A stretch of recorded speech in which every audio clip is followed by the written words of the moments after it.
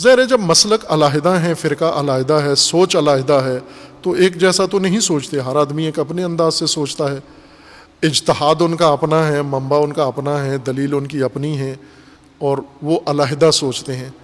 اور اگر کوئی اسلام کی بنیادی باتوں کو مانتا ہے، جو دین کی بنیاد ہے، جو قرآن نے ذکر کیا ہے، یعنی اللہ تعالیٰ کی وحدانیت پہ ایمان رکھتا ہے، رسول اللہ صلی اللہ علیہ وآلہ وسلم کی نبوت و خاتمیت کو مانتا ہے، قیامت پر ایمان رکھتا ہے، یہ ساری چیزیں، قرآن کو اللہ کی کتاب مانتا ہے، لیکن آگے چل کے ڈیٹیل میں، تفصیلات میں، جزیات میں وہ دوسروں کی طرح نہیں سوچتا، آپ کی طرح نہیں سوچتا، ہماری طرح نہیں سوچتا، یہ دلیل بن جاتی ہے کہ وہ کافر ہے۔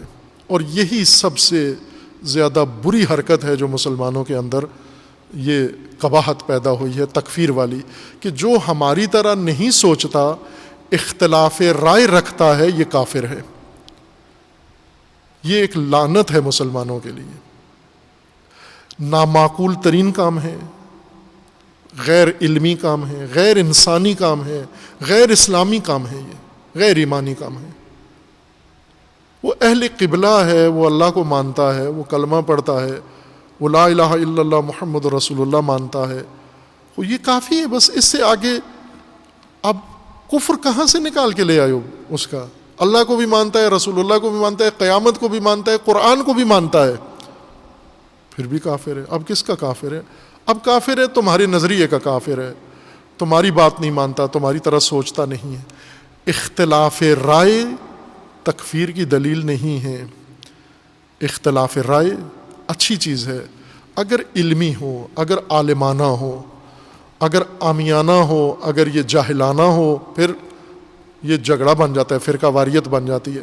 لیکن اختلاف رائے، یہ آپ اگر اہل بیت کے پیروکار ہیں، تشیع کے لیے یہ ایک بہت بڑا امتیاز ہے، تمام مسالک میں، تمام فرقوں میں تشیع کا یہ امتیاز ہے، پورے تمام مسالک کے اندر، کہ اپنے ساتھ اختلاف رائے رکھنے والوں کی شیعہ تکفیر نہیں کرتے، انہیں کافر نہیں کہتے۔ جو بھی کلمہ گو ہے، جو بھی قبلہ کی طرف نماز پڑھتا ہے، جو بھی قیامت کو مانتا ہے، قرآن کو مانتا ہے، نبی خاتم کو مانتا ہے صلی اللہ علیہ وآلہ وسلم، وہ تشیع کے نزدیک نہیں ہے۔ البتہ خوب یہ تو سب میں ہو سکتا ہے کہ انسان مومن مسلمان ہو کر جرم کر سکتا ہے، مجرم ہو سکتا ہے، فسق و فجور کر سکتا ہے، گناہ گار ہو سکتا ہے، یہ ساری چیزیں مسلمان کے اندر قابل تصور ہیں، لیکن اسے یہ کہنا کہ یہ دائرہ دین سے ہی باہر نکل گیا ہے، کیوں نکل گیا؟ کہ چونکہ تمہاری طرح نہیں سوچتا یا تمہارے ساتھ کوئی اختلاف رائے رکھتا ہے۔ اختلاف رائے سے کوئی انسان دائرہ دین سے نہیں نکل جاتا ہے۔ یہی جن کو یہ آپ کے اندر بھی گویا چھپی ہوئی تکفیریت موجود ہے۔ داعش یوں نہیں کہ صرف وہابیوں سے نکلے ہیں، پھر اگر یہ تکفیری ذہنیت تمہارے اندر بھی ہے تو اس کا مطلب ہے کہ ایک پنہان داعش ہر فرقے میں چھپا ہوا ہے، ایک تکفیری گروہ جو دوسروں کو کافر قرار دے کر، چونکہ کافر قرار دینے پر رکتے تو نہیں ہیں، پھر آگے کافر قرار دے کر واجب القتل قرار دیتے ہیں، پھر واجب القتل قرار دے کر پھر جب تک قتل نہ کر لیں اس وقت تک سمجھتے ہیں کہ ہم نے حق ادا نہیں کیا۔ بات آگے بڑھتی ہے، نعوذ باللہ من ذالک۔ یہی وہ غلط ہے، گمراہی ہے جو پاکستان کے اندر جس کا بیج کاشت کیا گیا ہے، مسلمان کی مسلمان کے خلاف نفرت، اور مسلمان کی، بھلے ہم فخر کرتے ہیں، ہم امامت کے قائل ہیں، اور امامت کو ہم اللہ کی طرف سے نظام سمجھتے ہیں، جس طرح امام خمینی فرماتے ہیں کہ ہم فخر کرتے ہیں ہم جعفری ہیں، ہم فخر کرتے ہیں ہم امیر المومنین کے پیروکار ہیں، لیکن جس طرح امیر المومنین تھے، جس طرح آل علی تھے، امیر المومنین کے نزدیک وہ لوگ جو امیر المومنین کی امامت کے قائل نہیں تھے، وہ کون تھے، کیا تھے؟ امیر المومنین انہیں کافر سمجھتے تھے، ان کے ساتھ اٹھتے بیٹھتے نہیں تھے، ان کے ساتھ لین دین نہیں کرتے تھے۔ امیر المومنین کی حکومت میں جو امیر المومنین کے والی تھے، منسٹر تھے، کابینہ تھی، فوج تھی، وہ اکثر ان میں سے غیر شیعہ تھے، وہ امام نہیں سمجھتے تھے، خلیفہ سمجھتے تھے۔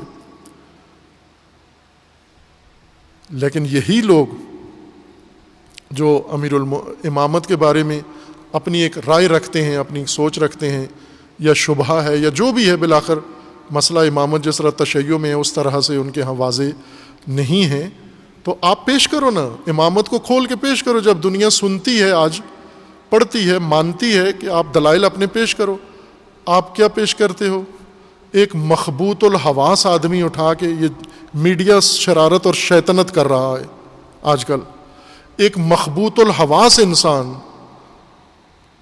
اس کو اٹھا کر لا کر میڈیا پہ شیعہ اسکالر بنا کر پھر اس سے الٹی سیدھی باتیں کر کے پھر وہ شیعوں سے منسوب کر رہے ہیں. یہ شیعہ نمائندہ بیٹھا ہوا ہے.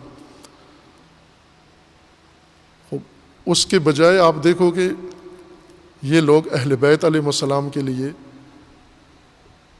آپ جیسا نہیں سوچتے، لیکن اہل بیت کے لیے آپ پر ایف آئی آر کسی نے نہیں کٹائی. جو سوال کر رہے ہیں آپ پر، آج تک اہل بیت کے دفاع میں ایف آئی آر کٹی ہے؟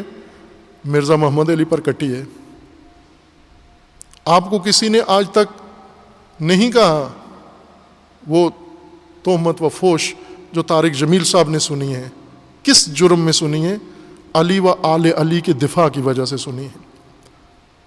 تو ان کے بارے میں آپ یہ ذہنیت رکھتے ہو، دور کرو یہ نفرتیں. تمام کلمہ گو مسلمان ہیں، بے شک ہم سے اختلاف رائے رکھتے ہیں، ہم ایک اپنی سوچ رکھتے ہیں، وہ ایک اپنی سوچ رکھتے ہیں، وہ اپنی سوچ پہ پابند ہیں، ہم اپنی سوچ پہ پابند ہیں. لیکن یہ کہ جو ہماری طرح نہیں سوچتا یہ کافر ہے، یہی وہ جرم ہے جو پاکستان کے اندر آگ ہے، بہت بڑی خطرناک آگ ہے. یہ تکفیریت، یہ پنہان ہے، بعض لوگوں کے دلوں کے اندر چھپی ہوئی ہے. اس کو دل سے نکالو. واقعاً یہ تمام کلمہ گو نبی کی سب امت ہمارے لیے قابل احترام ہیں. اگر یہ ناسبی نہیں ہے تو بہت سارے ان اہل بیت کے نام پر کاروبار کرنے والوں سے بہتر ہیں کہ جو صرف اہل بیت کے نام پر پیسہ کماتے ہیں لیکن دفاع نہیں کرتے، بلکہ الٹا اور گمراہ کرتے ہیں. جس طرح شرک بکتے ہیں آ کر، کفر بکتے ہیں آ کر. اگر کسی کو کہنا بھی ہے آپ نے مشرک یا دین سے باہر، تو وہ طبقہ ہیں جو اللہ کی الوہیت کے ساتھ شریک ٹھہراتے ہیں. نعوذ باللہ علی اللہ کہتے ہیں، حسین جل جلالہ کہتے ہیں، اور اس طرح کے نعوذ باللہ وہ آج ہیں ایسے مغلظات بکنے والے. ان کے خلاف کوئی بھی نہیں بولتا کہ جو کہہ رہے ہیں کہ علی اللہ نہیں ہے. نعوذ باللہ یہ وہ کفر ہے جو شرک ہے الیاذ باللہ، جو آپ کے ممبروں پہ بیان ہو رہا ہے، جس کی نیٹ کے اوپر باقاعدہ پروف موجود ہیں، ویڈیو موجود ہیں. نہ عدالت پاکستان کی نوٹس لیتی ہے، نہ ایجنسیاں نوٹس لیتی ہیں، نہ دیگر فرقوں کے علماء نوٹس لیتے ہیں. اور یہ بات سر عام کی جاتی ہے کہ اللہ علی، پہلے کہتے ہیں نا نعوذ باللہ کہ علی اللہ ہے.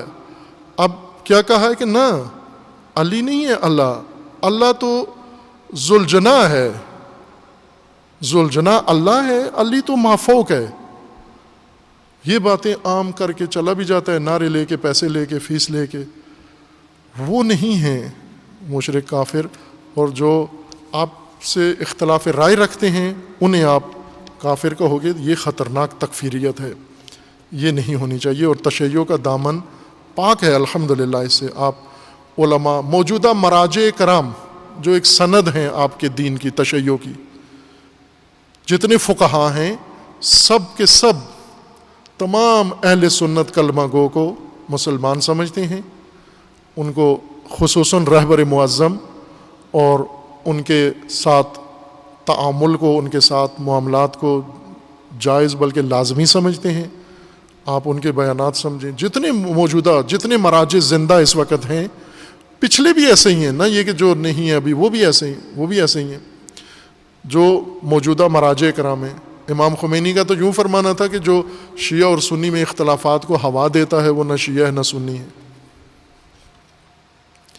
شیعوں میں ایک گروہ ہے جو یہ تکفیری مزاج رکھتا ہے، وہ MI6 کا تشیع ہے، برطانوی خفیہ ایجنسی کا تشیع.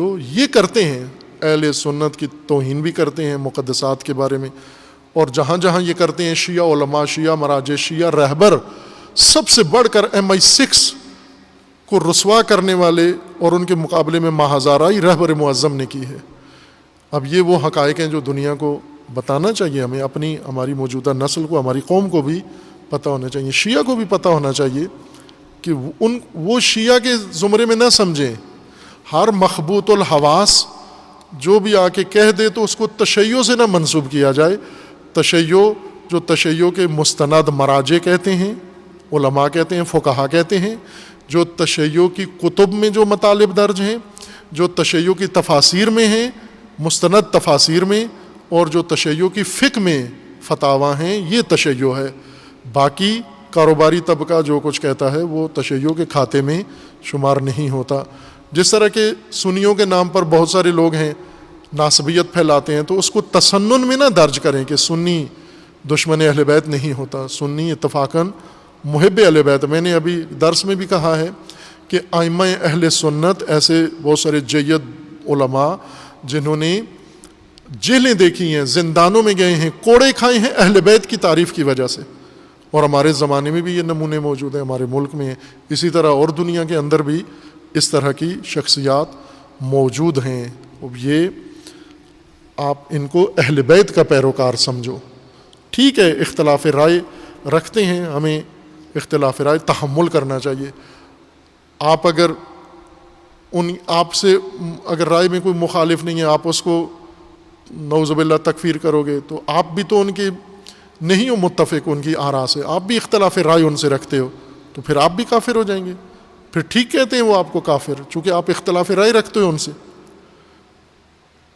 اختلاف رائے پر اگر کافر شروع کر دیں تو پھر تو نہ ختم ہونے والا ایک نظام شروع ہو جائے گا کہ اللہ تعالیٰ انشاءاللہ سب مسلمین کو شعور دے، بیداری دے، آگاہی دے انشاءاللہ، اور محبت قرآن و اہل بیت انشاءاللہ سب کو اللہ تعالیٰ عطا فرمائے، اور پروردگار ہمیں تمام مسلمین کا احترام اور تمام مسلمین کے ساتھ ایک اتحاد و اتفاق کی توفیق عطا فرمائے انشاءاللہ۔ وصلی اللہ علی محمد وعلی الطیبین الطاہرین۔